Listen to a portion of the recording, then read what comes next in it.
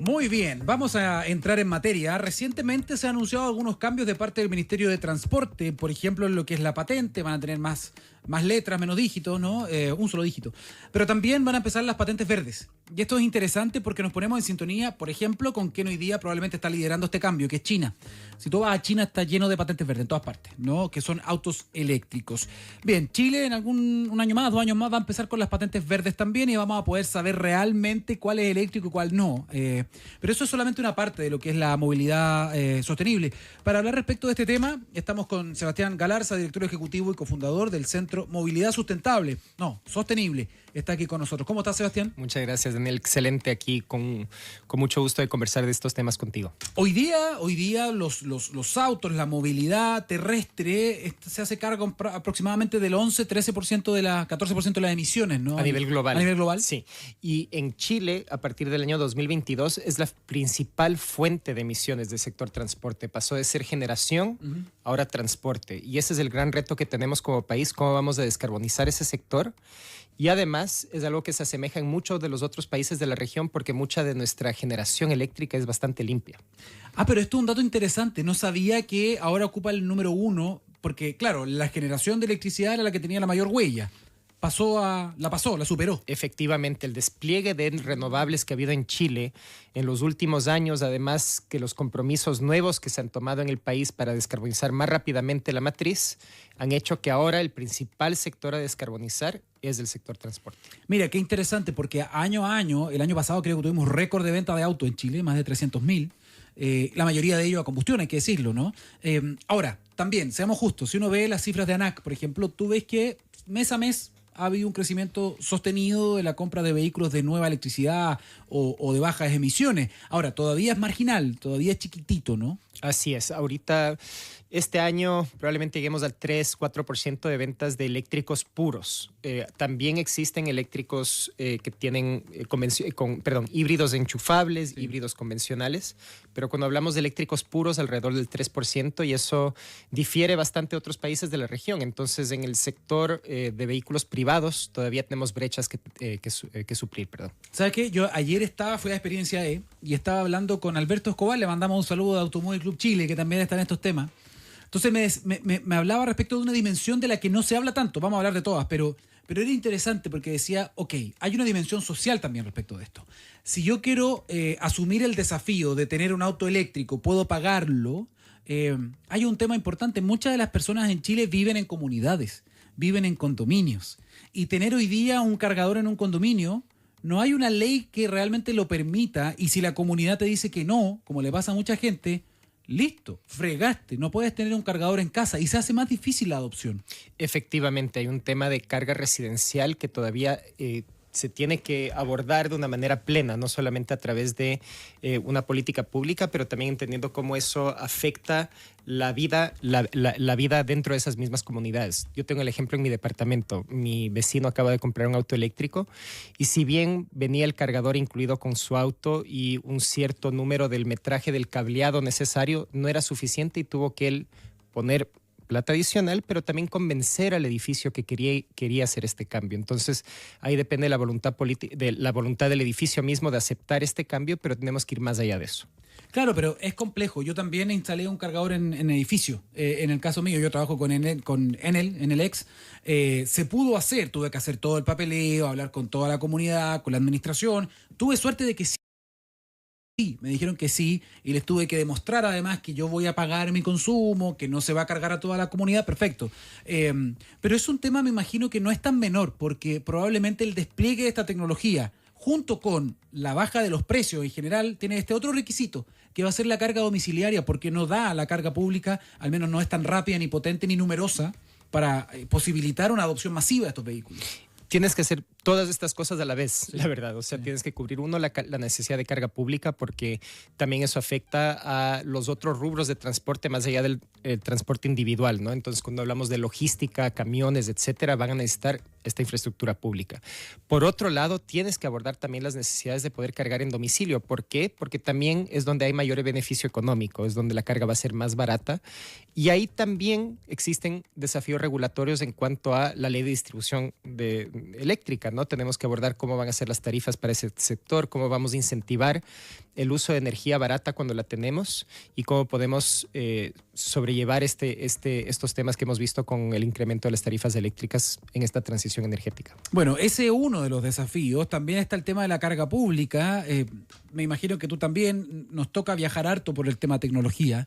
Siempre estoy preguntando en otros países cómo está el tema de la electromovilidad. Por ejemplo, me he llevado sorpresas interesantes. No sé, Alemania tenía cuando yo fui el año pasado 400.000 cargadores disponibles. Francia, no sé, 200.000. O esas eran las metas en el corto plazo. China quiere instalar 1 millón de cargadores también. En eso estamos bien atrás. Chile tiene más o menos 2.000, 1.900 y fracción, o sea, estamos rozando los 2.000, pero todavía no es una opción viable si queremos, por ejemplo, que esto sea para viaje entre regiones, ¿no? Hay ciertos viajes que uno no puede hacer con un auto eléctrico. Y hay algunos lugares donde no va a ser rentable tampoco instalar un cargador. Y ahí es donde la política pública tiene que jugar un rol predominante. Nosotros publicamos un observatorio de infraestructura de carga en Chile cada 2 meses, donde vemos cómo va avanzando esto y también enseñando cuáles son las comunas que no tienen acceso a carga pública. Pero esos ejemplos que acabas de dar, tanto en Europa como en China, son impulsados por la política pública. Entonces, todavía estamos en un sector, estamos en una transformación tecnológica que está impulsada por atrás por la política pública. Entonces, realmente ahí es donde tenemos que jugarnos el juego para poder ver un escalamiento rápido de esta tecnología. Tú sabes que es bien interesante lo que planteas del rol de la política pública, porque si tú esperas que el privado se va a poner cuando haya demanda, cuando haya negocio. Si no hay negocio, no se van a poner ahí. Entonces, primero tiene que ser el impulso, igual que los bancos. El rol público, por ejemplo, de Banco Estado, que de repente llegan a comunas donde no es tan rentable, pero tienen que estar. Y después se hace rentable, ¿no? Estaba leyendo el otro día un ejemplo interesante que no tiene que ver directamente con esto, pero sigue un poco el juego. Leí un artículo muy interesante en China, cómo los arquitectos, los que planifican las ciudades, se pegaron en la cabeza en algún momento y tuvieron que aceptar que estaban equivocados, porque China hizo algo interesante hace muchos años atrás. Tuvo un plan de fabricación de estaciones de metro. Instalaron estaciones de metro en lugares donde no habían ciudades casi. Eran peladeros. Instalaron estaciones de metro. Y la ciudad se fabricó en torno a la estación de metro. O sea, la gente llegó a donde estaba el metro, no al revés, que muchas veces se planifican las cosas cuando ya están las personas. Aquí se hizo antes de que existiera la persona, o sea, antes de que existiera el incentivo. Esto es parecido.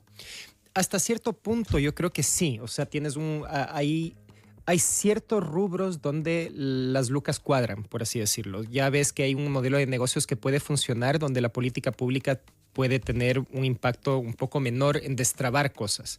Pero hay otros aspectos de esta transformación tecnológica donde sí necesitas mucho más un rol del Estado que direccione hacia dónde queremos ir. No necesariamente eso incluye incentivos o penalidades, pero tiene que haber una dirección concreta y un empuje concreto hacia eso. ¿Lo tenemos? ¿Lo ves en Chile? Nosotros tenemos una estrategia de electromovilidad que es muy ambiciosa, pero es una estrategia que se queda en eso, ¿no? Es una estrategia, no es un documento que tiene un apoyo transversal en cuanto al Estado. No existe un presupuesto asociado, por ejemplo, con cumplir con las metas que tiene la estrategia de electromovilidad.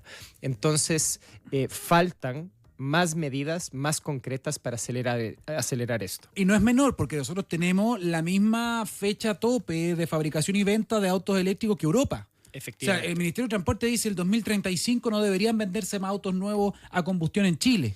Igual como pasa en Europa, pero no estamos facilitándolo como lo hacen en Europa.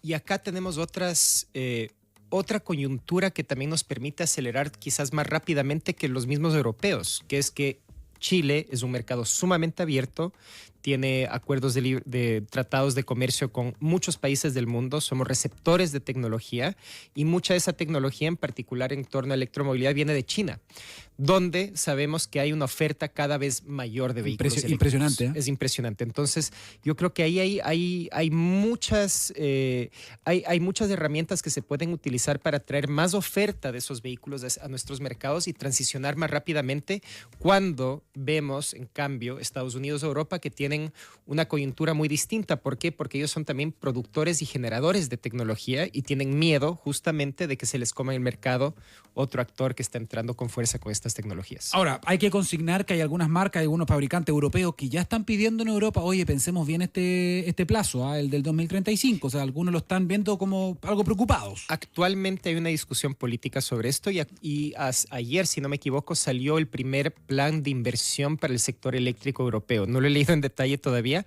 pero hay ciertos planteamientos ahí que buscan también dilatar la entrada de algunas de estas metas. Ahora, ¿cuáles son las consecuencias de dilatar esa entrada? También puede ser justamente dispararse en el pie, porque mientras ellos dilatan esta entrada tecnológica que ya sabemos que es hacia allá donde se va el futuro, en particular de transporte de pasajeros, otros actores van entrando al mercado con mucha más fuerza. Por ejemplo, la llegada de BYD a Europa, que ha ido con mucha fuerza estos últimos años. Que el mayor fabricante y el que vende más a nivel mundial. Es algo muy notorio. Acá Sí. Comenzamos con los buses BYD, pero eso se ha ido creciendo a todos los sectores, básicamente. Entonces, creo que ahí de nuevo, esta coyuntura que tenemos en Chile que nos permite quizás avanzar mucho más rápido de lo esperado. Algo similar a lo que sucedió, por ejemplo, con las renovables en Chile. Es una historia muy interesante donde también se establecieron cuotas de mercado. Oye, un tal porcentaje tiene que ser renovable y cada vez las íbamos superando hasta llegar a lo que tenemos ahora. Y fueron cada vez más competitivas en términos de precio, como lo es la solar hoy día, ¿no? Tenemos un ejemplo de una política pública en Chile, que es la Ley de Eficiencia Energética, que cubre también el transporte y que a partir del año pasado comenzó a regular por primera vez el transporte de pasajeros livianos, entonces el transporte de vehículos privados. Lo que hace esa ley es pedir a los fabricantes, a los importadores que importen más vehículos eficientes, ¿ya? Pero hay un incentivo dentro de eso para que esos vehículos sean eléctricos. Entonces, lo que hemos visto en el último año es eso. Se han disparado las ventas de vehículos eléctricos, se han disparado el número de modelos de vehículos eléctricos en el mercado, han bajado al mismo tiempo de precio esos vehículos y vemos cómo estas políticas tratan de fortalecer el ecosistema para que haya más de esta oferta en el mercado. Y ojo, porque eso abre un desafío interesante. Abre oportunidades, por ejemplo, en centros de formación técnica, para futuros profesionales que tengan que atender esta tecnología, porque hoy día no tenemos la cantidad necesaria. Incluso en dimensiones que no estamos ni pensando. Por ejemplo, rescatistas. Por ejemplo, bomberos. Cuando haya un choque, ¿saben dónde tienen que cortar? Justamente ahora estábamos en Experiencia tuvimos una pequeña, un tour justamente sobre todos los aspectos de seguridad que tienen los vehículos eléctricos. Entonces hay muchos desafíos que se tienen que abordar. Hay mucho conocimiento también. Lo que tenemos que hacer es democratizar ese conocimiento. Entonces, eso no se puede quedar solamente en Santiago, tiene que llegar a regiones y parte del desafío que también tenemos nosotros es extender eso a todo el resto de América Latina y el Caribe. Perfecto, es una buena misión, ¿eh? Bueno, y destacar también, ya que hablamos de regiones, Copiapó, la primera ciudad de América Latina que tiene 100% de transporte público eléctrico en esta región. Y eso es algo que Chile ha hecho que es muy destacable, que la estrategia sentaba un norte en el sentido de enfocarse en transporte público y creo que eso es muy notorio. ¿Por qué? Porque el transporte público permite un acceso a la tecnología para todos y todas, independiente de nuestros recursos para poder comprar un vehículo eléctrico y rompe muchas de esas barreras que teníamos sobre los vehículos eléctricos. ¿Cómo será? ¿Va a funcionar? ¿Se va a quedar sin batería? Etcétera, etcétera, etcétera. Y lo que vemos es que cada vez hay más buses eléctricos, funcionan bien, tanto que los operadores están contentos con esa tecnología, porque también hay un ahorro económico asociado. Entonces hay un modelo de negocios que funciona para transicionar rápidamente en ese sentido. Oye, y ya que hablamos de oportunidades, esto abre también muchas opciones para Chile, considerando que todos estos modelos necesitan 4 veces más cobre, necesitan un montón de litio. O sea, nosotros tenemos también esos materiales que son necesarios para esta transición a nivel mundial. Exactamente. Chile juega un rol por primera vez mundial en esta transición energética. Entonces, lo que tenemos que saber es, uno, cómo vamos a utilizar los minerales que tenemos aquí de manera responsable, uno, Y dos, cómo vamos a traer más beneficios para las poblaciones locales y a nivel nacional de este recambio tecnológico que es súper importante. Que no quiero cerrar sin preguntarte antes, van a la COP, ¿no? Nosotros estamos asociados a la COP con algunas cosas. Nosotros personalmente no vamos a ir. ¿Pero tienen a alguien allá? Sí, tenemos a alguien allá y justamente el ministro de Transportes va a estar representando al país en la COP el día viernes y sábado. Ahí van a estar hablando justamente de algunas iniciativas de transporte a nivel latinoamericano, en donde también vamos a estar apoyando en toda la implementación de esto, porque la COP es el punto de partida para un año de trabajo intenso con la presidencia que le lleva a Brasil. Oye, decir en todo caso que la electricidad no es el único, o sea, los autos con baterías no son el único camino. Hay otros países que están experimentando con otras tecnologías o baterías algo distintas que son de sodio, o también autos con hidrógeno. Japón está apuntando más para allá, entonces mucho híbrido también va a ser parte de la transición. Se viene un futuro cercano bien emocionante. Toyota, por ejemplo, dejó de vender muchos de sus modelos convencionales del año pasado, justamente a raíz de la ley, para solo vender ya vehículos híbridos o eléctricos. Entonces se ve como ya hay un movimiento y es un cambio muy importante porque en Chile, si bien tenemos una flota bastante nueva y con tecnología más de punta, en otros países no lo es. Entonces es un salto muy drástico en cuanto a la tecnología que estamos utilizando, pero también a las emisiones del sector y cómo pueden caer. Muy bien, muchísimas gracias Sebastián Galarza con toda esta mirada respecto de la movilidad sostenible.